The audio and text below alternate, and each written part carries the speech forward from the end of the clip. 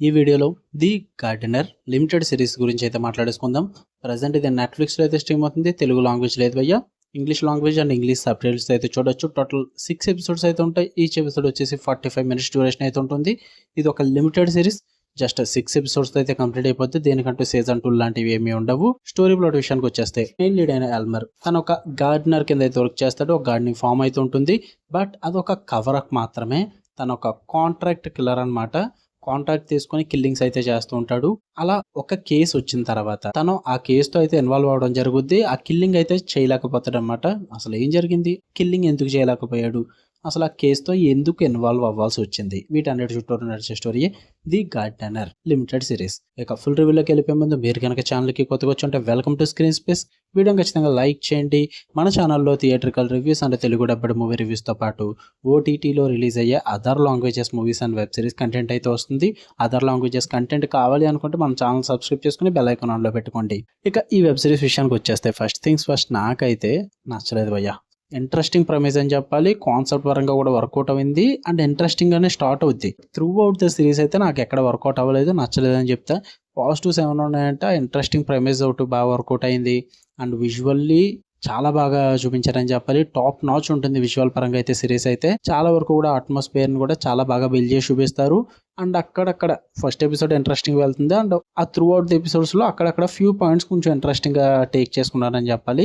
ఇంతకు మించి అయితే సిరీస్ లో ఏం వర్కౌట్ అవ్వలేదు భయ్య. అంటే పర్ఫార్మెన్సెస్ కూడా బాగానే ఉంటాయండి, అది పక్కన పెట్టేస్తే ఇంకా నెగిటివ్స్ విషయానికి వచ్చేస్తే స్లో పేసింగ్, ఘోరం, ఓవర్గా స్ట్రెచ్ చేస్తారు అండ్ చాలా డ్రాగ్ చేసి చూపిస్తారు. చాలా స్లో పేసింగ్ ఉంటుంది. మంచిగా ఎక్సైటింగ్ సీన్స్ ఏం రాసుకోలేదు. థ్రిల్లింగ్ మూమెంట్స్ కూడా అంతకేం వర్కౌట్ అవ్వవు. చాలా డంబ్గా ఉంటాయి కొన్ని సీన్స్ అయితే.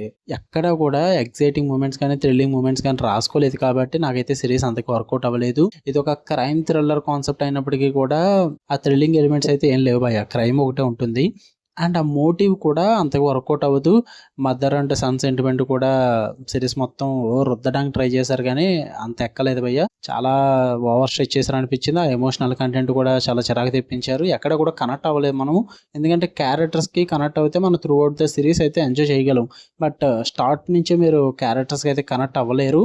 ఎందుకంటే హీరోని ఒక ఎమోషన్లెస్ క్యారెక్టర్ కింద అయితే చూపిస్తారు. అంటే మనోడికి లవ్ కానీ యాంగ్రీ కానీ సాడ్నెస్ కానీ అలాంటి ఎమోషన్స్ ఇవి ఉండవు అనమాట చిన్నప్పటి నుంచి కూడా. సో ఒక ఎమోషనల్ క్యారెక్టర్కి అయితే తను సెట్ చేసుకోవడం జరిగింది. But through out the series అయితే అది మెయింటైన్ చేయలేకపోయారు. వన్స్ ఒక కేసుతో ఇన్వాల్వ్ అయ్యి హీరోయిన్తో లవ్లో పడిన వెంటనే ఎమోషన్స్ అన్ని వెంటనే వచ్చేస్తాయి అనమాట. పెద్ద ఎక్కువ టైం కూడా తీసుకోరు. నాకు అది అస్సలు వర్కౌట్ అవ్వలేదు. చిన్నప్పటి నుంచి ఎమోషన్లెస్గా పెరుగుతున్నాడు, సడన్గా ఒక అమ్మాయి లైఫ్లోకి రాగానే మారిపోయాడంటే అది ఎలా కుదురుతుంది భయ్య. అంతగా స్ట్రాంగ్గా అనిపించలేదు వాళ్ళు తీసుకున్న పాయింట్ అన్నది. అస్సలు వర్కౌట్ అవ్వలేదు నాకు.